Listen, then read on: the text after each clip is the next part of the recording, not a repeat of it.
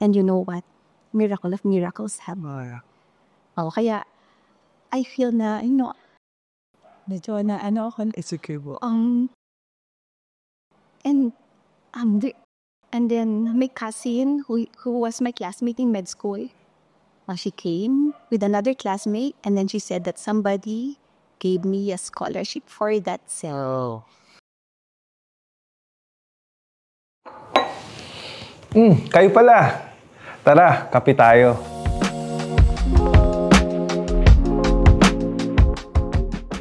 Welcome to another episode of Kape Tayo with Consi Banjo.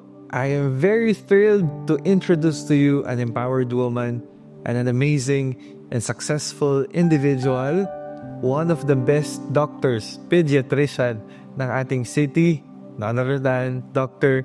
Caroline Hidalgo Santos. It's a privilege actually to be guested here, and I hope that I'll be able to share and inspire people. Doctor, maraming salamat po for accepting our invitation. You are a pediatrician po by profession. Yes. Ito po ba ay childhood dream or it was instilled by your parents? Ano po ba yung story? When I was small, I just wanted to be a doctor. And then, I'm fond of kids, so that's the reason why siguro I chose pedia. Kumbaga, childhood dream talaga. To be a doctor. To be a doctor. Ako, childhood dream ko dati is to be a pilot. But because of financial, hindi pa po kaya ng parents ko that time, kaya hindi natin nasunod. Pero thankful that you have parents ko na very able and supportive. At they're supportive, yes. Pero yung able, siguro yun talaga nagkudang. I came from not a well-off family. During my elementary days, yung mama ko was the one working. My father was working, but he had like odd jobs lang. So it's nothing permanent. Pero I wanted to become a doctor, diba? So I studied actually high school in UP. And then college ulit, I studied in UP Baguio. And it was on a grant. So scholar din ako ng Pilipinas. So gano'n, during my medicine year, syempre sa St. Louis lang kasi we cannot afford Manila. So sa SLU naman is there, and SLU is a good school. So nag-enroll ako sa SLU, and actually ginapang ako ng parents ko para makatapos ng med. I want people to know that you can follow your dreams if you set your heart into it and you add a lot of prayers. God will bring you there. Kasi He will pave the path for you. Kasi at that time nga, yung parents ko, hindi kami well off. So gusto ko pa rin maging doktor. Some of my relatives, they were telling me na, nako, mag-work ka na lang abroad, sa Taiwan, factory worker and stuff. May mga ganun kang relatives pero, siyempre yung parents ko naman, dahil nga I wanted to become a doctor. So they support me. When I was in second year med, there was this time na talaga wala na akong pang tuition. It was on the second sem. I wasn't able to enroll, and it was been parang 1 week na. Nagka-classes na 1 week na. And so I prayed to God. Sabi ko, Lord, if this is not for me, I just leave it all up to you. Bahala ka na. So just make me at peace kako kung ano yung what you want me to be. Kasi I wouldn't want to push kung ano yung hindi mo ibibigay para sa akin. If it's not for me, probably this is not for me. And you know what? Miracle of miracles happen. Kaya I feel na, medyo na ako. It's okay po. And then my cousin who was my classmate in med school, she came with another classmate, and then she said that somebody gave me a scholarship for that cell. Praise God. And I'm very thankful pero the Lord used him to bless me. There's a reason for me talagang pursue med and probably do my best to excel and to serve all. Wow. I was surprised po with your story kasi as for me, for my understanding, talagang it takes so much financially ang isang estudyante, ang isang pamilya para makapagpa-doktor. And then knowing and hearing your story na hindi pala naging madali.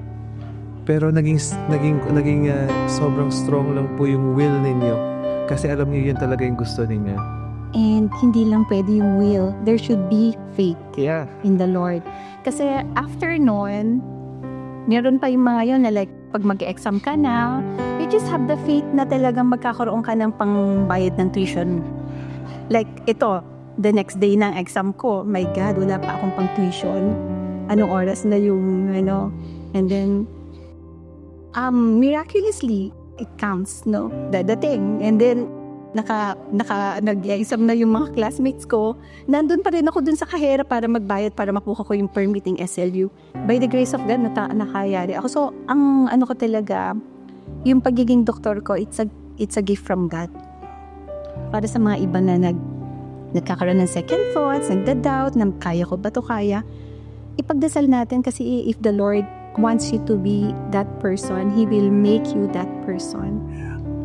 Alam Doc, na-inspire ako sa mga nasabi mo na you see yung success mo as a doctor bilang gift. Kumbaga, hindi siya basta resulta lang ng husay, galing at perseverance mo, but it's something that comes from the heaven, comes from God. Thank you for sharing that story of you, inspiring our young students na hindi lang yung finances, ang kahirapan to pursue your passion, to pursue your dreams. Doc, how long have you been in the profession? I graduated medicine 1995. So I had 1 year internship and then 1997 yata. So nag-start na ako as moonlighting sa mga ER physician lang yun. And then I started training 1998 or 99.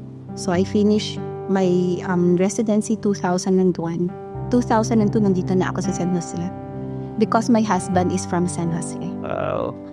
So you're originally from? I'm from Baguio. From Baguio? Yeah, from Baguio, Ilocano. So you've been for how many years ako?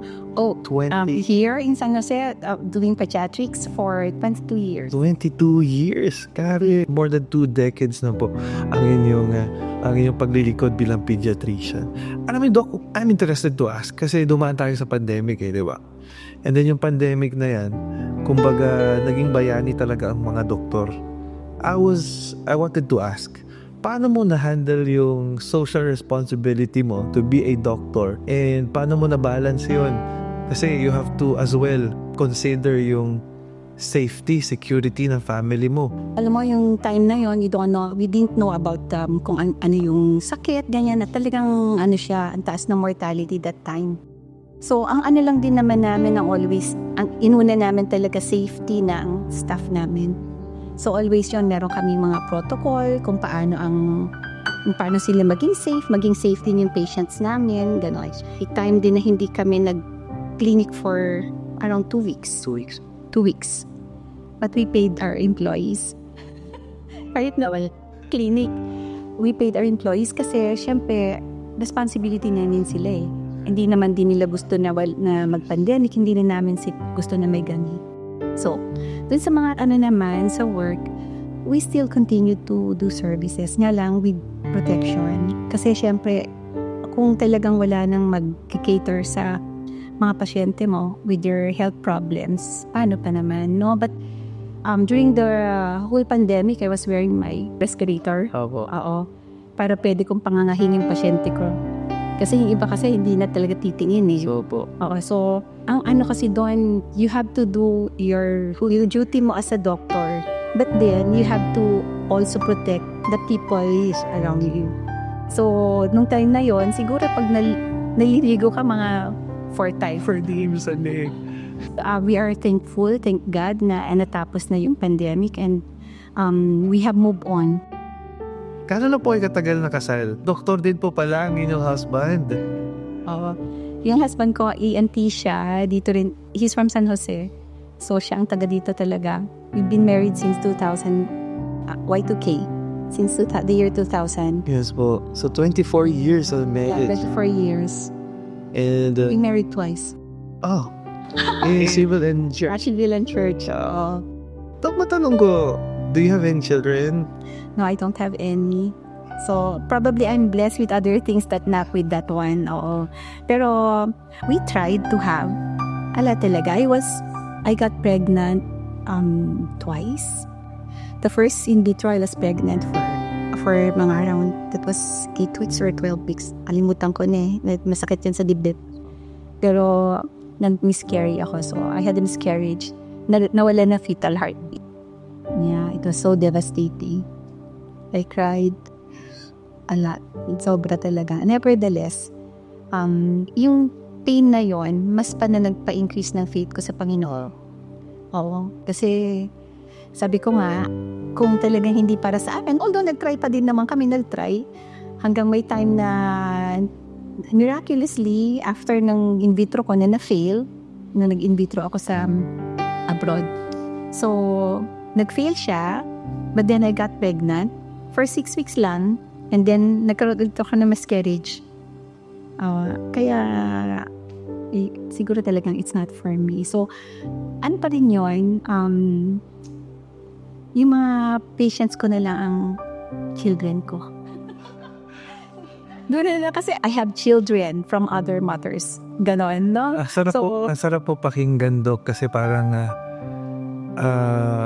your experience, yung experience po na yan particularly, hindi siya naging dahilan para magalit ka sa mundo, hindi yan naging dahilan para mas malungkot ka, but actually your experience na yan, it made you more loving sa ibang tao. Alam niyo po, naniniwala din kasi ako parang gaya po nung nabanggit nyo kanina, genuine joy doesn't come when you have everything, but I believe genuine joy comes to those people despite of not having everything, meron siyang grateful sa thankful heart. And that's who you are, Doc. Kasi kanina, before we started filming, kinamusta ko si Doc. Kamusta ang 24 years ng kanyang kasal?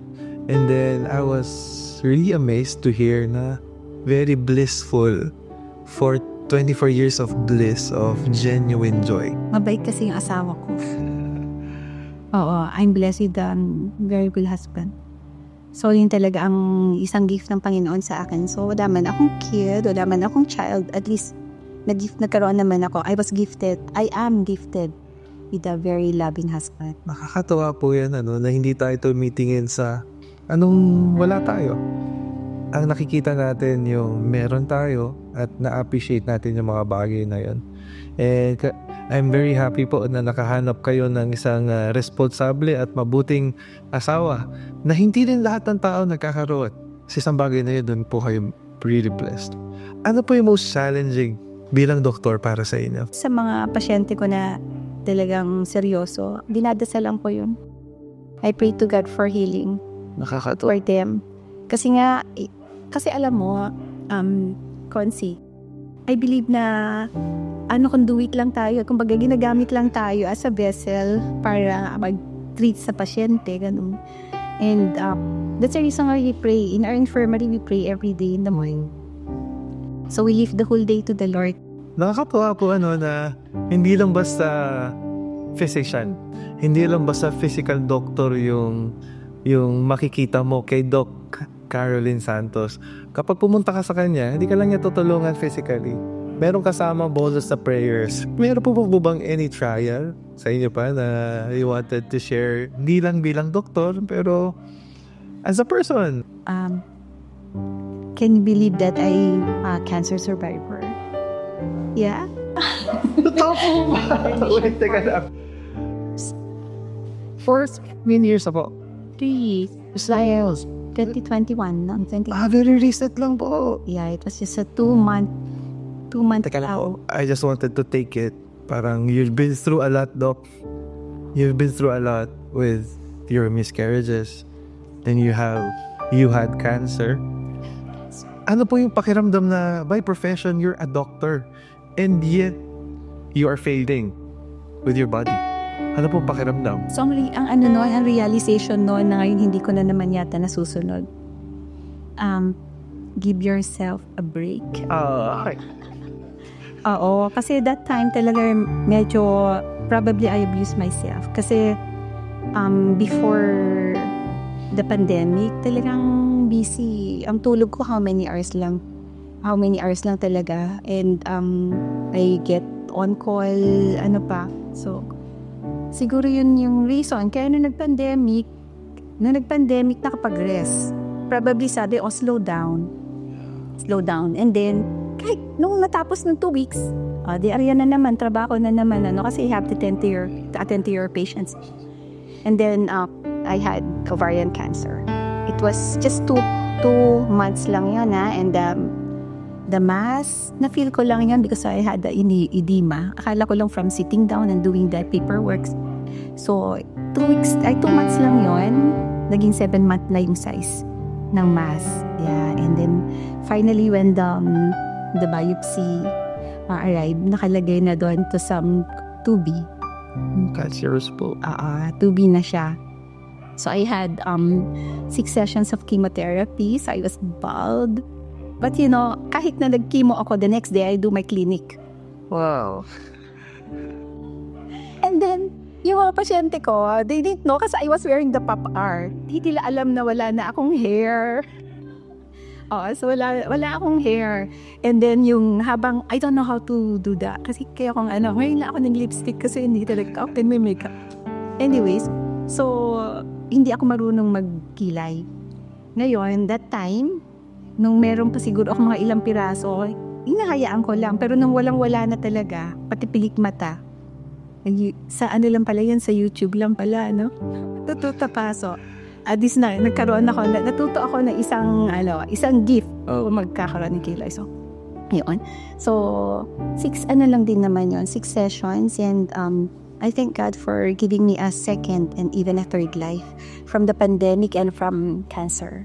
Nakakatawa po hearing that story. Ano po yung nararamdaman nyo that time na you are facing meron kang cancer and yet you're attending to your patients? Ano po pakiramdam niya personally? You know what, Concy, I was ready to go. Oo, kasi nga dati man laki-laki ng mask ko. So nung OR ko, sabi ko ipapasa Diyos ko na lang, although I asked the Lord na sana extend my life pa kasi nanay ko, she's 85. So ako ang nagtitake care sa mom ko financially. So, I wanted na sana maalagaan ko pa siya, gano'n. And my husband, kasi So, luckily, after na nagising ako, sabi ko, meron pa na-extend, teka. Na nagising ako, kaya okay lang kako na kahit na magka-cancer ako, magkikimo ako. Yun. So, after naman ng chemo, very good, okay naman, awa ng Diyos. It shows how huge your faith is and how you are really favored and blessed, Doc. Despite of those challenges, yung mga problema na kinaharap mo, hindi na-emphasize yung laki ng problema eh. Ang na-emphasize yung laki ng pananampalataya mo, saka laki ng favor na binibigay sa'yo ni Lord. You see, not everyone receives their answered prayers. Hindi lahat ng tao sinasagot yung mga panalangin nila. Doc, if meron kayong gustong sabihin, pwedeng sabihin sa mga tao na hindi pa sinasagot o hindi nasasagot yung mga panalangin. Ano yung pwede mong sabihin sa kanila? Tayo kasi, ang inaano lang natin kasi what we want. It's always what we want. Minsan we don't have patience. So, ang ano lang natin talaga, just to have faith in the Lord, na the Lord will just clear the path for us and bring us to where He wants us to be. Kasi, if He works, pag siya ang talaga nagdala sa atin doon, nothing can, nobody can destroy us. The Lord will always protect us. So, yun lang. So, if you have your dream, just leave it all up to the Lord. Sabi nga ganun, and trust in the Lord with all your heart. And do not lean on your own understanding, and everything, acknowledge Him and He will establish your path. So, always yan with faith. Yeah. So, talaga, it is very important to see everything not through your own eyes, but through the eyes of the Lord, na everything happens for a reason. huwag nating tingnan yung mga bagay sa paraan na gusto lang nating tingnan. Kapag mayroong reason talaga si Lord. Maybe the Lord is teaching you to be more patient, not just to give your dream job. Kumbaga, more than our prayers, it is not about those prayers being answered. It is about us growing by faith, growing in our character. And Doc, you are that example. Ano yung mensahe mo sa iyong one and only? Ano po ang mensahe niyo kay Doc Jonas? Kay Jonas, I thank God for you. You have been His most special gift to me. And thank you for your light. Marami kami been through ups and downs, but we're still going strong and going on our 25th. So, mag-enjoy tayo sa Athens. Ayo, Athens!